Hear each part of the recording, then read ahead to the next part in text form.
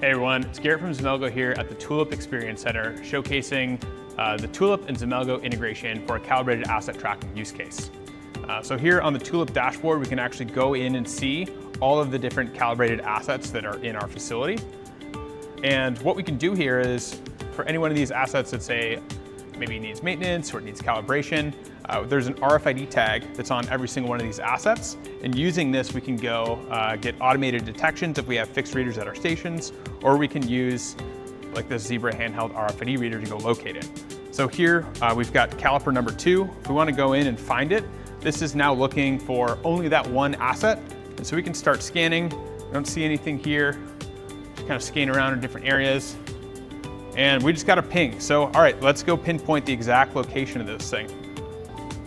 This is me in this drawer. Oh, I got a couple pairs of calipers. Which one is it? So here, even though we've got two calipers right next to each other, we know that it's this pair that needs calibration.